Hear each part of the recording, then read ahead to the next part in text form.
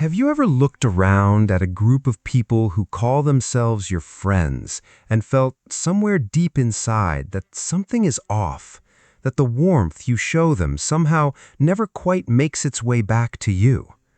Not in a dramatic way, not through some obvious betrayal, just this quiet, persistent feeling that you are always the one reaching out, always the one adjusting, always the one who leaves a conversation feeling a little more drained than before. And yet you keep showing up because these are your people, or at least you believed they were. That feeling has a name, and more importantly, it has a pattern, a psychological pattern so common, so deeply rooted in how human relationships actually work that most people who are living inside it have no idea they're there at all. And today, we're going to look at that pattern together, not to make you suspicious of everyone you love, but to help you finally understand why some friendships leave you feeling lonelier than being alone ever could. Before we go any further, it is important to understand what we actually mean when we talk about fake friends, because the term itself can be misleading. When most people hear fake friend, they picture someone who is deliberately manipulative, someone who wears a smile while secretly plotting against you. And while that kind of person does exist, the reality of fake friendship is usually far more subtle, far more human, and in many ways far more painful. A fake friend is not always someone who hates you. More often, they are someone who values you for what you provide, your energy, your support, your status, your availability, rather than for who you actually are. The relationship functions on the surface like a real friendship. There are shared laughs, inside jokes, memories. But beneath that surface, there is an imbalance that you feel in your body long before your mind can articulate it. Psychologists often describe this as a one-sided attachment, a dynamic where one person is emotionally invested in the relationship as a genuine bond, while the other person is, consciously or not, treating that bond as a resource. And the cruelest part of this dynamic is that the person on the receiving end is often the most emotionally generous one in the room. You may be experiencing this right now, and you would not be here if some part of you had not already sensed it. In this video, we are going to explore 8 signs that you may be in a friendship that is costing you far more than it is giving you. 8 behavioral and psychological patterns that fake friends consistently display, often without even realizing it themselves. Some of these will feel familiar immediately, others might surprise you. But by the time we reach the end, I want you to have a much clearer picture of the relationships in your life and a much gentler understanding of yourself for having stayed in them as long as you have. Make sure you stay until the end, because the later signs are often the ones people miss the most. Sign 1. They are only present when it benefits them. The first and perhaps most telling sign of a fake friend is the pattern of selective availability. This is the friend who appears in your life during good times, when you have something exciting to share, when you are going somewhere fun, when your energy is high and the evening promises to be memorable, but who quietly disappears the moment you are struggling, the moment you need someone to sit with you in the uncomfortable parts of being human. Psychologically, this pattern reflects what researchers call a transactional relational style. Rather than viewing friendship as a mutual investment in each other's well-being, the transactional friend views connection as an exchange. They show up when the exchange is favorable and withdraw when it is not. The painful part is that this can look, for long stretches of time, exactly like a normal busy life. We all go through periods where we are less available. The difference is that with a fake friend, their inavailability has a consistent direction. It always trends away from your needs and toward their comfort. If you think back over the last year of a particular friendship and realize that they were present for your celebrations but absent during your hardest weeks, that pattern is telling you something worth paying attention to. And this selective presence often connects to something even more revealing, the way they respond when the attention shifts to you rather than to them. Sign 2. They cannot genuinely celebrate your success. There is a particular kind of pain that comes from sharing good news with someone you care about and watching their face fail to light up the way you hoped it would. Maybe they change the subject quickly. Maybe they offer a compliment that somehow also diminishes what you achieved.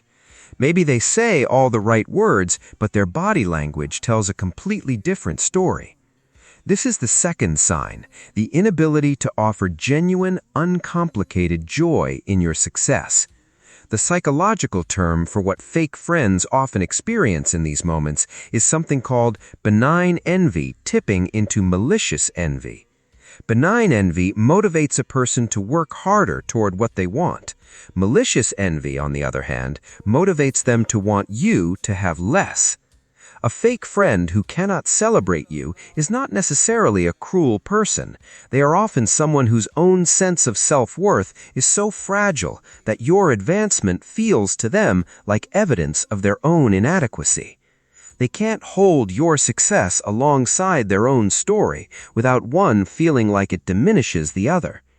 This is why their congratulations feel hollow, why their encouragement arrives with a subtle sting, why your victories seem to subtly distance rather than deepen the friendship. Real friends feel genuinely lit up by your wins because they have enough security in themselves to hold your joy and their own at the same time. And once you've recognized this pattern, you'll find that it almost always shows up alongside the next sign as well. Sign 3. The conversations always circle back to them. Think about the last few deep conversations you had with this person, or what you thought were deep conversations. Now, ask yourself honestly, how much of that time was spent on what was happening in your life, and how much was spent on theirs? Not in a balanced, generous exchange, but in a way where, no matter where the conversation started, it somehow found its way back to them, their problems, their stories, their opinions, their feelings. This pattern is called conversational narcissism, and it is far more common than most people realize.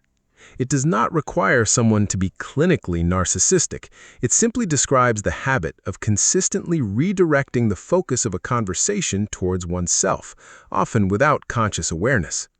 A fake friend who does this might follow your vulnerable moment with a longer story about their own experience, or respond to your worry with a pivot to their own problems, in a way that leaves you feeling like you were just a launching pad for their own expression, rather than someone they were genuinely listening to. The cumulative effect of this pattern is that you begin to feel invisible in the friendship, present but not truly seen. And invisibility in a relationship you care about is one of the most quietly exhausting experiences a person can have. What makes this even harder to navigate is that fake friends often pair this conversational dominance with a particular kind of social behavior that is very difficult to name until you understand what you are looking for. Sign 4. They use your vulnerabilities against you. One of the most intimate things human beings do for each other is share their fears, their insecurities, their private wounds. When you trust someone enough to show them those parts of yourself, you are extending something that cannot be taken back. And a true friend understands the weight of that trust and holds it carefully. A fake friend, however, may not.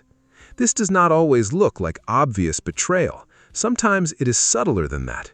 It is the way a private struggle you shared becomes a casual anecdote they tell at a dinner you were not invited to.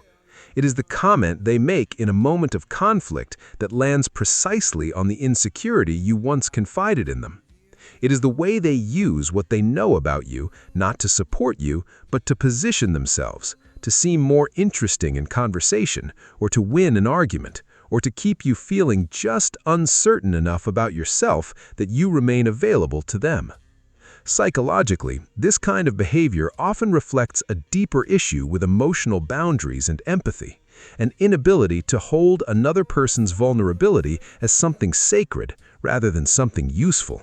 And the damage it does is significant, because it does not just hurt you once, it teaches your nervous system to be less open, less trusting, less willing to extend yourself to others, even the people who would genuinely honor what you share.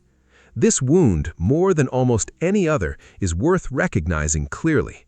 And yet even this is not the sign that tends to be hardest to see. The next one often is. Sign 5. They compete with you instead of supporting you.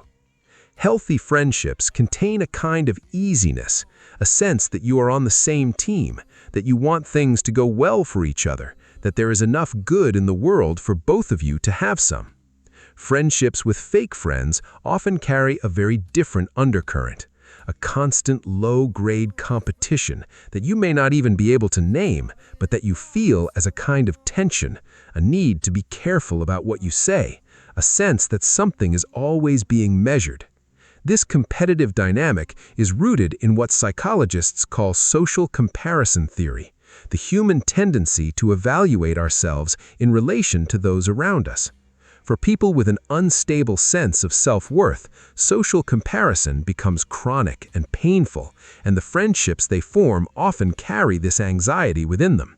They need to know where they stand relative to you, and when that standing feels threatened, when your relationship is going better than theirs, when your career is moving forward, when you receive attention they feel they deserve, the competition surfaces, sometimes as dismissiveness, sometimes as a subtle undermining, sometimes as an endless string of one-upmanship that leaves you exhausted. The saddest part of this dynamic is that it robs both people of something beautiful, the experience of being genuinely celebrated by someone who knows you well. When you are in a competitive friendship, you learn to shrink yourself. You stop sharing your good news because the response makes you feel worse rather than better. You start editing your life before you present it to them. And that kind of self-editing, done long enough, begins to feel like the truth about who you are. Closely related to this is a pattern that shows up not in what fake friends do, but in what they consistently fail to do. Sign 6. They are nowhere to be found when you actually need help. There is a difference between a friend who is busy and a friend who is never available when your need is real. Everyone has seasons of life that make them harder to reach, new jobs, new relationships, personal crises of their own. Genuine friends communicate through those seasons. They check in when they can, they acknowledge what they missed, and they show up in whatever way they are able. A fake friend, by contrast, has a kind of radar for genuine need and consistently manages to be elsewhere when that need is most acute. What makes this so disorienting is that fake friends are often excellent at appearing supportive. They will say all the right things in a text message, they will post a caring comment on your public post, they will express concern in group settings where being seen as supportive reflects well on them. But when the need moves from the performative to the practical, when you actually need someone to be present, to listen, to help, the enthusiasm evaporates with remarkable consistency. Psychologically, this reflects a distinction between what researchers call expressive support and instrumental support. Expressive support is words, empathy, encouragement, acknowledgement. Instrumental support is action, showing up, following through, being there. Fake friends are often generously expressive and reliably absent when instrumentally needed. And if you have ever ended a difficult time in your life and realized, looking back, that a particular person was never actually there in any meaningful way, you have experienced this distinction in your own life. This absence from the hard moments connects directly to a pattern in how fake friends manage the friendship's social currency. Sign 7. They talk about you when you're not in the room.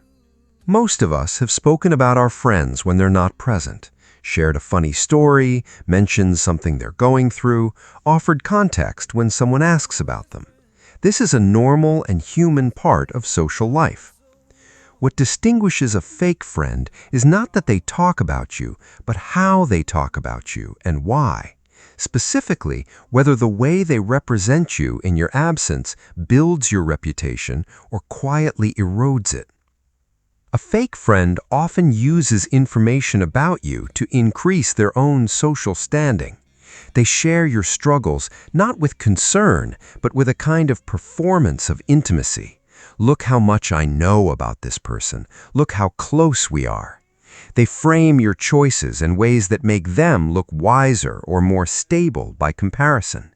They deliver your story with a subtle edge, just enough to cast you in a slightly diminished light, but not so obviously that anyone could call it unkind. This is one of the more difficult signs to see clearly, because you are by definition not in the room when it happens, but you often feel its effects. You feel it in the slight shift in how mutual friends treat you after spending time with them. You feel it in conversations where people seem to already know things you never told them, framed in ways that feel just slightly wrong. You feel it in that vague sense that your reputation in certain circles is somehow softer, somehow less than you know yourself to be. And the last sign we will explore today is perhaps the quietest of all, but it may be the one that does the most damage over time. Sign 8. Being around them consistently leaves you feeling worse about yourself. This final sign does not require any specific behavior you can point to or any single incident you can name. It simply asks you to pay attention to how you feel. Not in the moment of being with this person, not in the high of shared laughter or the warmth of a familiar presence, but in the hours and days after spending significant time with them. Do you feel lighter or heavier? More yourself or somehow less? Energized or quietly depleted in a way that takes a while to identify? Our nervous systems are extraordinarily sensitive instruments. Long before our conscious minds can articulate what is happening in a relationship, our bodies are already registering it through a subtle unease we cannot explain, through the way we feel the need to perform or manage ourselves in someone's company, through the way coming home from being with them feels less like rest and more like recovery. Psychologists who study relational well-being talk about the concept of an emotionally safe relationship, one in which you are able to be authentically yourself without fearing judgment, ridicule, or quiet competition. In an emotionally safe friendship, being together is genuinely restorative. With a fake friend, the opposite tends to be true. If you consistently leave time with a particular person feeling a diminished version of yourself, more anxious, more self-critical, less certain about your own value, that is not a coincidence, and it is not something wrong with you. It is information. It is your inner world trying to show you the truth about what this relationship is actually doing to you, even when every surface-level indicator tells you that things are fine. Now that you have moved through all 8 of these signs, I want to invite you to pause for a moment. Not to make any decisions, not to immediately audit every friendship in your life, but simply to sit with what has come up for you as you have been listening. Because something probably has. A particular person's face may have come to mind. A specific dynamic may have suddenly become clearer than it was before. A feeling you have been carrying for months or years may have just found a name. What I want you to understand more than anything else is that the presence of these patterns in your life does not reflect a failure of your judgment. Fake friends are not easy to identify precisely because they often exist within the context of real history, real warmth, real shared experience. The bond was never entirely fabricated, which is exactly why walking away from it, or even simply acknowledging what it costs you, is so complicated and so painful. If something in this video has resonated with you, if you recognized yourself in these patterns, or recognized a relationship, consider sharing this with someone in your life who you think might need to hear it. Not to start a conversation about a specific person, but simply because sometimes the kindest thing we can do for someone we care about is to give them the language for something they have been feeling but couldn't quite say. If what we explored today has made you think about the broader question of why we hold on to relationships that don't truly serve us, why we stay, why we keep giving, why we convince ourselves that things will change, then I think you'll find the next video deeply valuable. We go into the psychology of why people with high empathy and generous hearts are disproportionately likely to attract exactly these kinds of one-sided dynamics, and what happens inside us emotionally when we finally begin to let them go. It's the natural continuation of the journey we started here today, and I think it will give you something important to take with you. Thank you so much for spending this time here and for being the kind of person who is willing to look honestly at the relationships in your life, because that willingness, even when it's uncomfortable, is one of the most genuinely loving things you can do for yourself. If this video gave you something to think about, please take a moment to give it a like. It genuinely helps this kind of content reach the people who need it most. I would also love to know which of these 8 signs have you experienced in a friendship and what made it hardest to see clearly at the time.